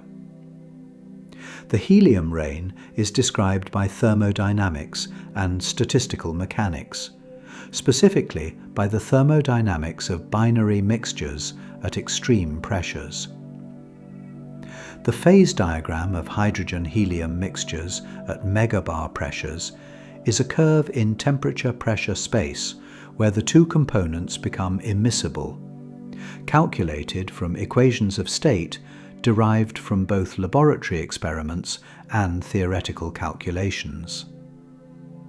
Where Saturn's interior conditions intersect this immiscibility curve, helium rain occurs. The ring oscillations are described by fluid dynamics, specifically by the dispersion relation for density waves in a rotating, self-gravitating disk. The same mathematics that describes spiral structure in galaxies, density waves in accretion disks around black holes, and the formation of planetary ring structures around other gas giants. The atmospheric dynamics, the hexagonal wave, the equatorial jet, the great white spot, are described by geophysical fluid dynamics, the equations governing rotating fluids subject to stratification and thermal forcing. Every phenomenon we have discussed is described by a set of equations. Those equations are not invented specifically for Saturn. They are the same equations that describe comparable phenomena throughout the universe, derived from the fundamental laws of physics, and applicable wherever the relevant conditions exist. This is the power of physics as a framework. Saturn is not just a collection of interesting facts about a specific object. It is a natural laboratory in which specific physical laws operate under specific conditions, producing specific observable outcomes. Understanding Saturn means understanding those laws more deeply, refining the equations, testing their predictions, identifying where they succeed and where they need modification. When the ring seismology revealed oscillation frequencies inconsistent with simple interior models, this was not just a fact about Saturn. It was a constraint on the equations describing planetary interiors, forcing those equations to accommodate a fuzzy core rather than a sharp one, changing the models of giant planet structure in a way that applies to every gas giant planet in the universe. When the Cassini plume observations revealed molecular hydrogen in Enceladus's geysers, this was not just a fact about Enceladus. It was a discovery that the conditions for serpentinization, a specific set of chemical reactions described by specific thermodynamic equations, exist in the outer solar system, with implications for every moon with a liquid water ocean throughout all known planetary systems. Saturn is, in this sense, a node in a network of physical understanding. What we learn at Saturn propagates through the network, improving models, testing equations, extending knowledge to places we cannot visit. Let us now talk about what it means to see Saturn tonight, about the specific experience of looking at this object in the night sky, knowing what we now know about what is happening inside it. Saturn is visible to the naked eye. You can see it without any instrument, a bright yellowish point of light, slightly warmer in colour than most stars, not twinkling in the way that stars twinkle because it has a disk too small to resolve, but large enough that atmospheric scintillation affects it differently than a true point source. Through a small telescope, even the most modest telescope, the rings are immediately visible. They are one of the most striking sights in recreational astronomy, precisely because the gap between the expectation of a simple sphere and the reality of the ringed planet is so dramatic. It looks wrong. It looks too geometrically clean. It looks placed there deliberately. But now, knowing what those rings are, temporary, geologically young, raining material into the planet at 10,000 kilograms per second, organized by the gravitational resonances of moons, disturbed by the internal oscillations of the planet they orbit, acting as a seismograph for the planet's interior, the experience of looking at them changes. They are not decorative. They are a record of a catastrophe. The disruption of a large icy body within the last few 100 million years that produced a temporary structure currently in the process of being dismantled. They are a measurement tool, encoding the internal oscillations of Saturn in their wave structure. They are a historical document, revealing through their composition and mass that they are recent, that they will not always be there, that future observers of Saturn in tens or hundreds of millions of years will see a different, ringed or unringed Saturn. The pale yellowish dot in the eyepiece contains, inside it, a physics laboratory operating at conditions unreachable by any terrestrial technology. Hydrogen compressed to a metal, helium raining through conducting fluid, a dynamo producing a magnetic field of inexplicable perfection. A fuzzy core of uncertain composition gradually becoming better defined by the oscillations it produces. And around that dot, invisible through the eyepiece unless you have exceptional equipment, are moons. Titan with its orange haze of organic chemistry and its lakes of methane and its buried global ocean. Enceladus, white and bright with its south polar plumes, the geysers too small to see but known to be there, known to be venting an ocean's chemistry into space. The dot in the eyepiece is all of this. The dot in the naked eye sky is all of this. The same object, the same processes, the same ongoing story. What changes when you know the physics is not what you see? What you see is determined by the photons arriving at your eyes. What changes is the meaning of what you see. The experience of the dot as a summary, a compressed representation of extraordinary physical complexity happening right now, at this moment, at a specific location in the solar system. Let us now talk about something that lives at the edge of what we know and what we do not, about the outstanding mysteries of Saturn that current models and data cannot fully resolve, and about what those mysteries tell us about the limits of our understanding. The magnetic field's perfect symmetry remains the deepest puzzle. The stable layer hypothesis, a conducting layer that filters the asymmetric components of the dynamo output, is the best current explanation, but it has not been definitively confirmed. We do not know what this layer is made of, or whether it truly exists in the required form. The Cassini magnetic field measurements, while extraordinarily precise, were not able to detect the asymmetric components that should be present if the dynamo is anything like other planetary dynamos. Either those components are there but below Cassini's detection threshold, or they are absent for reasons that require new physics. The onset conditions for helium rain are known only approximately. Laboratory experiments measuring the immiscibility of hydrogen-helium mixtures at high pressure have made progress, but have not fully characterized the phase diagram at the relevant conditions.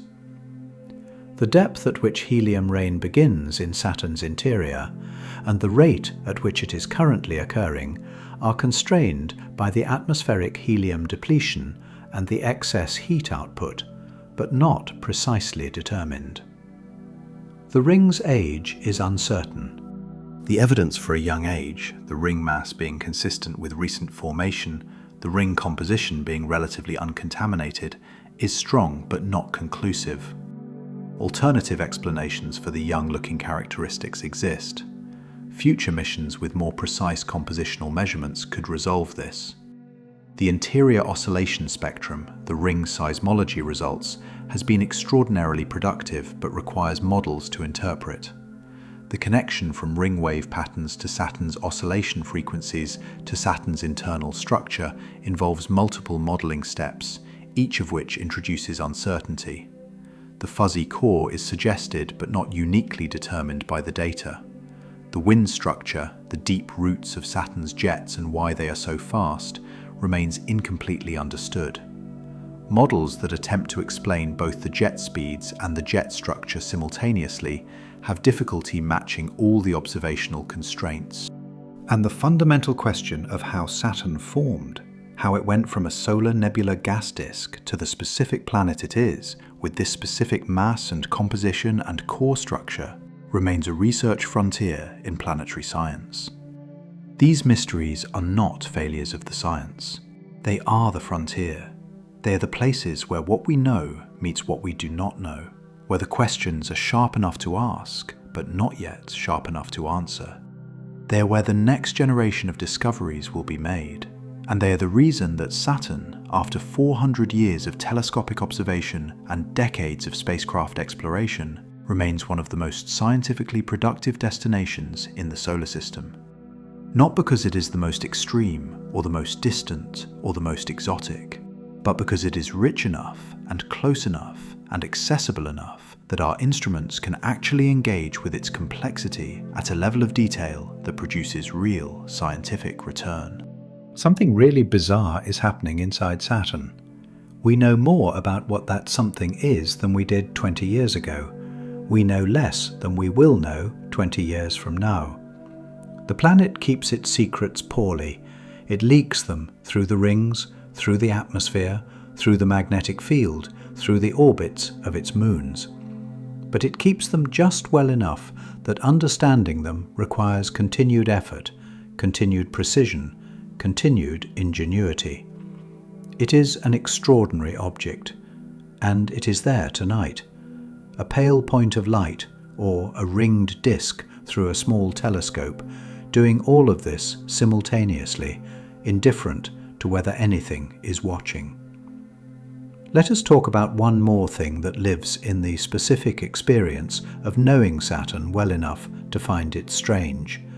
About the difference between knowing that planets are interesting and knowing specifically why this one is interesting in these particular ways.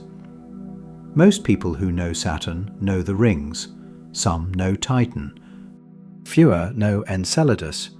Almost no one outside the planetary science community knows about the helium rain, or the metallic hydrogen dynamo, or the ring seismology, or the fuzzy core.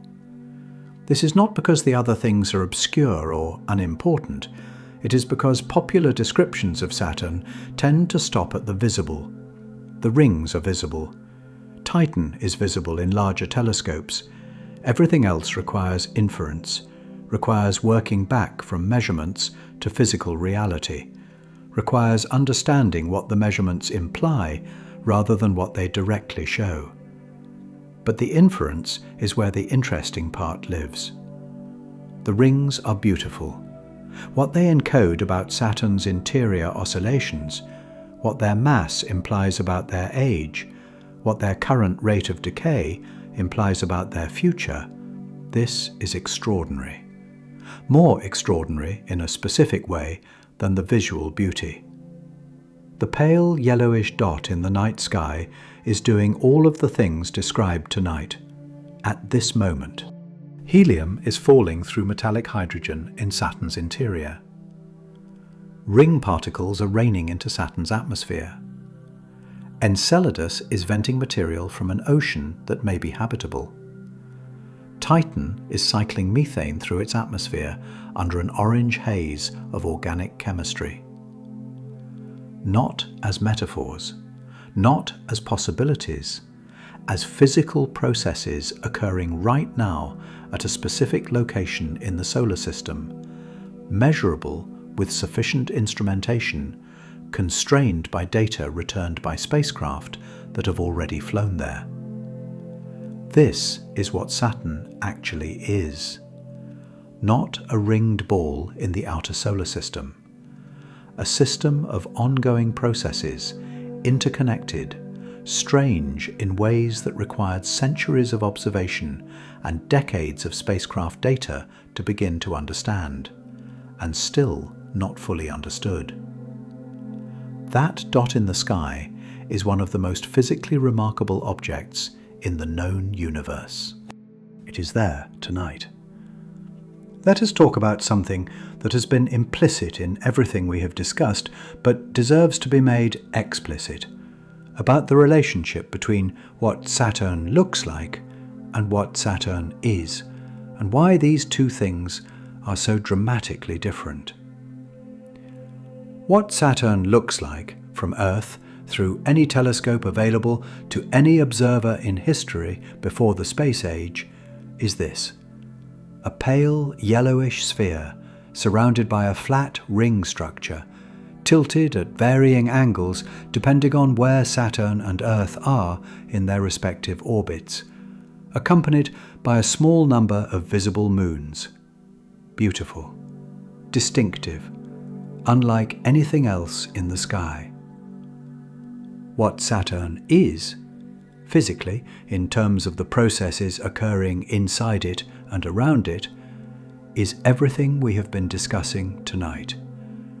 Metallic hydrogen dynamo, helium rain, fuzzy core, ring seismology, plumes from a subsurface ocean, methane lakes on a moon, atmospheric waves that persist in stable geometric forms for decades. Internal oscillations broadcasting their frequencies through the ring structure to anyone with instruments sensitive enough to read them. The gap between appearance and reality is enormous. The visual is not the physical. The physical is deeper, richer, more complex, more surprising than anything the appearance suggests. This gap between what an object looks like and what it actually is exists for all objects in the universe. The moon looks like a grey sphere marked with craters. It is actually a body whose formation likely involved a giant impact with the early Earth, whose interior is differentiated, whose surface is covered with material ejected from billions of years of meteor impacts, and whose gravitational influence stabilizes Earth's axial tilt in a way that may be essential for Earth's long-term climatic stability. The Sun looks like a bright disk. It is actually a thermonuclear reactor 1.4 million kilometers across, converting 600 million tons of hydrogen into helium every second, with a convective zone occupying its outer third and a radiative zone below that, and a core where the fusion occurs and where the energy produced takes tens of thousands of years to work its way to the surface. But Saturn's gap between appearance and reality is particularly large, because the appearance is so visually arresting that it tends to stop the inquiry there, tends to produce the sense that the interesting thing about Saturn has been seen, the beautiful thing captured, the distinctive thing appreciated. The rings, yes, remarkable. Moving on.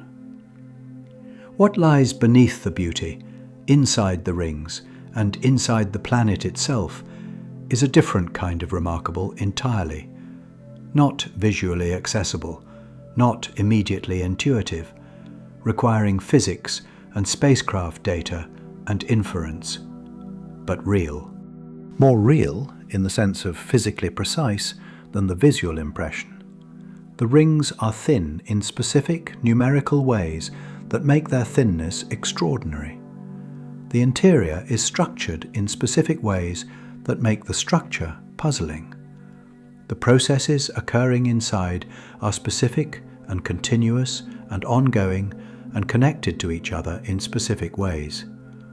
This is what an object is when you take the word seriously, not what it looks like, what it physically is, what processes constitute it, what properties it has at each point in its interior and exterior, what happens in it and to it and around it at every moment.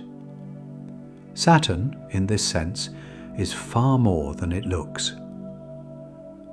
Let us now talk about something connecting Saturn to the human experience of it, about the specific character of Saturn as a scientific object in human history, and what that history reveals about how understanding develops. Saturn has been observed for millennia. Ancient astronomers noted it as one of the 5 visible planets, its slow movement against the background stars making it distinctive. Its 29-year orbital period meant that it returned to the same position among the stars slowly enough to track with the naked eye over a human lifetime. Galileo observed it with his telescope in 1610 and was puzzled by what he saw. He described it as a triple planet, a central sphere with 2 attendants, because his telescope was not powerful enough to clearly resolve the rings as a separate structure.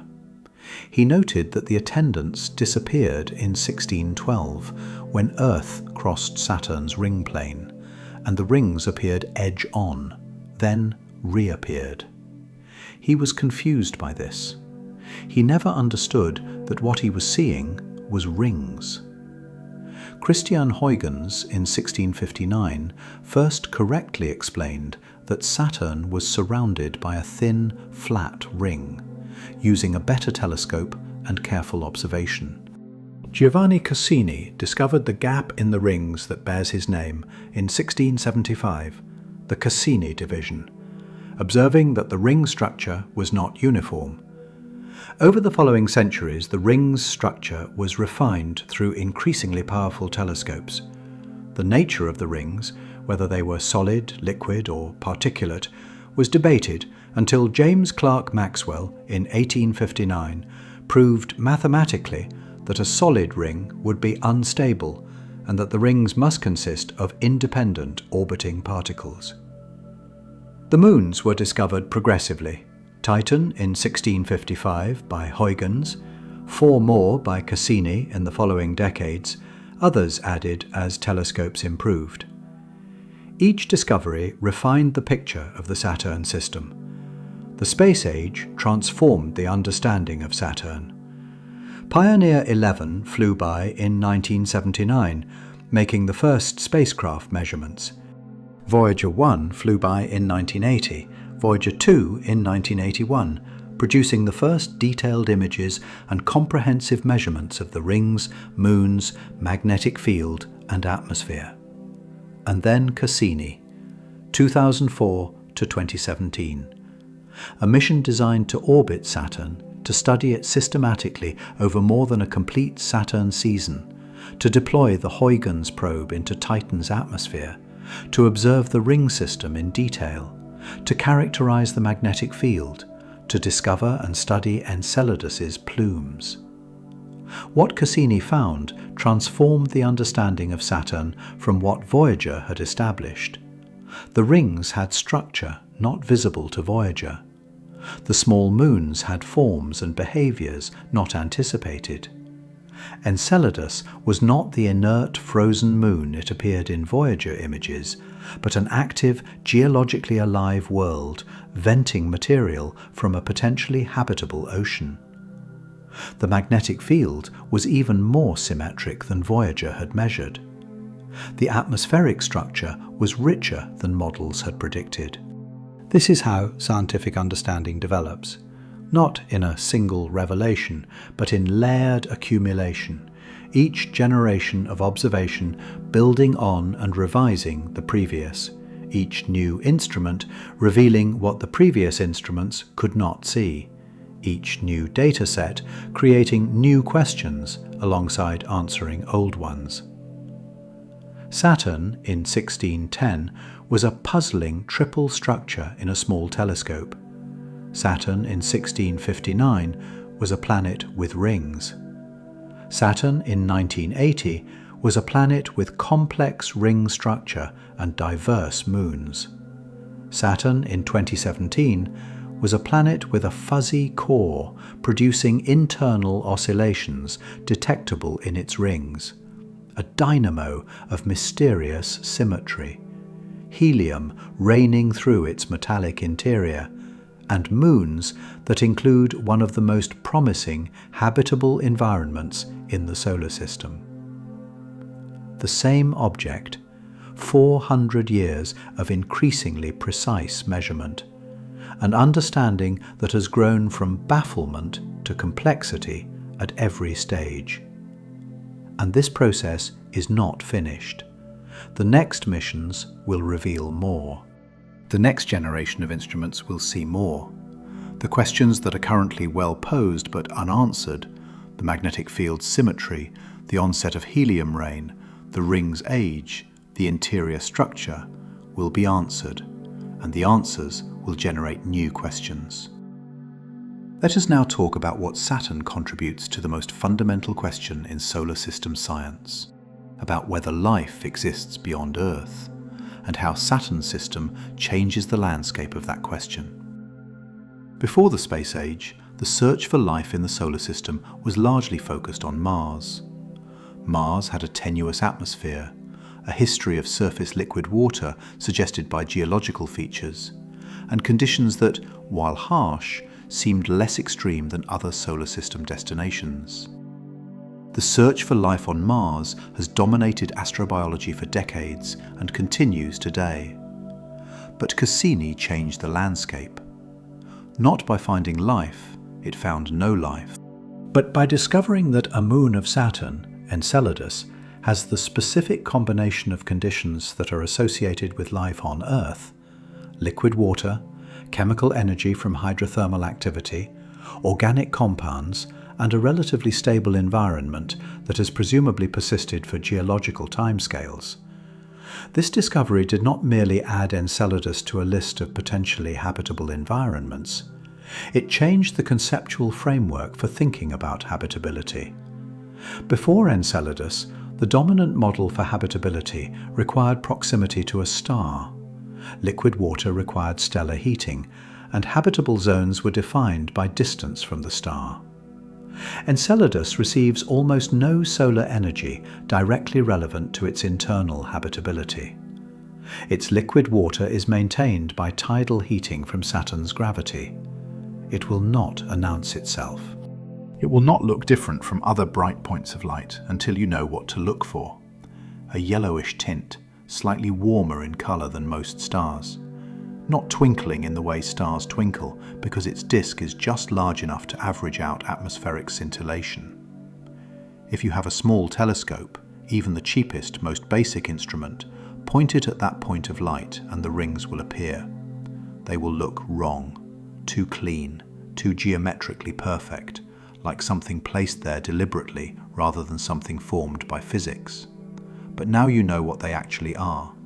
Those rings are water ice and rock fragments, ranging from specks to boulders, orbiting Saturn in a disk so thin relative to its extent that scaled to the size of a sheet of paper, the paper would span several kilometers. They are organized by gravitational resonances with Saturn's moons, gaps swept clean by repeated gravitational tugs from specific moons at specific orbital configurations. They are disturbed by waves driven by Saturn's internal oscillations, the deep ringing of the planet's interior, propagating outward through the ring material as spiral density waves measurable by spacecraft instruments. Those waves are a seismograph reading. The rings are telling us what is happening inside the planet. What is happening inside the planet is this. At this moment, in Saturn's deep interior, hydrogen is compressed to a state that does not exist anywhere on Earth. Metallic hydrogen, a phase of matter in which electrons flow freely through the hydrogen as they do through a metal, making the material electrically conducting. This metallic hydrogen is convecting, driven by the heat rising from the interior. The convecting, conducting fluid generates Saturn's magnetic field through the same dynamo process that generates Earth's magnetic field in its liquid iron outer core. The same physics, different material, different scale. That magnetic field has a property that no planetary dynamo theory fully explains. It is aligned with Saturn's rotation axis to within 1/10 of a degree, nearly perfectly symmetric. Planetary dynamos are not supposed to be perfectly symmetric. The mathematics of rotating conducting fluids predicts that a perfectly aligned dipole is unstable. And yet Saturn's field is aligned to this extraordinary precision, and has been for as long as we have been able to measure it. The best current explanation involves a filtering layer, a region between the metallic hydrogen dynamo and the outer envelope where helium rains out of the hydrogen-helium mixture, creating a stably stratified conducting layer that allows symmetric magnetic field components to pass through while suppressing asymmetric ones. But this is a hypothesis, not a confirmed explanation. The precise alignment of Saturn's magnetic field remains one of the deepest unresolved mysteries in planetary physics. The helium rain responsible for this filtering layer is itself one of the most remarkable processes occurring in the solar system right now. As Saturn's interior slowly cools, helium, which at higher temperatures was fully mixed with the metallic hydrogen, reaches temperatures where it becomes immiscible. It forms droplets. Those droplets, denser than the surrounding metallic hydrogen, fall. Rain, in the most literal physical sense, through the conducting fluid of Saturn's interior. This rain has been falling for billions of years. Its consequences are visible. Saturn's upper atmosphere contains only about 10 to 13% helium by mass, far less than the roughly 25% expected based on its formation. The missing helium has rained downward. The depletion in the observable atmosphere is direct evidence that helium rain is occurring. The rain also generates heat. Helium droplets falling through metallic hydrogen lose gravitational potential energy. That energy becomes heat. This is why Saturn radiates approximately 1.78 times as much energy as it receives from the Sun. The excess heat is powered by the ongoing precipitation of helium through the planet's interior. Saturn is generating warmth right now by raining one element through another. And below all of this, at Saturn's center, is a core. But not the sharp, discrete, rocky core that earlier models predicted. A fuzzy core. A region where heavy elements, rock and water and other compounds, are gradually enriched with depth blending into the hydrogen-helium envelope over a large range of depths rather than ending at a distinct boundary. The ring seismology, the analysis of the waves in Saturn's rings driven by the planet's internal oscillations, revealed this fuzzy structure. The frequencies of the oscillations, read from the ring waves, are more consistent with a diffuse interior than a sharp one. Around this planet, the rings are temporarily beautiful. They are geologically young, perhaps only 100 to 400 million years old, formed from the disruption of a large icy body within the last few hundred million years. They will not always be there. Ring material is falling into Saturn's atmosphere at approximately 10,000 kilograms per second, and at that rate, the rings would be depleted in roughly 100 million years. What exists now is a transient structure, extraordinary in this moment, absent in a future moment measured in geological time. And orbiting this ringed planet with its bizarre interior, 146 moons, each one different, each one telling a different story about the history of the Saturn system. Titan, larger than Mercury, wrapped in a thick nitrogen atmosphere denser than Earth's at the surface, cycling methane through weather systems that mirror Earth's water cycle at temperatures 200 degrees colder. Its surface covered in organic dunes and methane lakes and river channels carved by liquid methane rain. And beneath its icy crust, a global ocean of liquid water, possibly in contact with rock, where hydrothermal chemistry may be occurring. Enceladus, tiny and white, active in a way no one anticipated before Cassini, its south polar region venting material from a subsurface ocean into space through hundreds of geysers, water vapor and ice particles and organic compounds and molecular hydrogen, the molecular hydrogen indicating hydrothermal reactions on the ocean floor, the same reactions that in Earth's deep ocean support rich ecosystems of life that need no sunlight. The ocean of Enceladus is being sampled continuously by its own natural system. A spacecraft flying through the plumes receives material from the ocean floor without landing. The question of whether that material contains evidence of life is not yet answered. It awaits the mission that goes to look. The pale yellowish point of light in the night sky contains all of this. Every physical reality described tonight is occurring inside that point of light at this moment.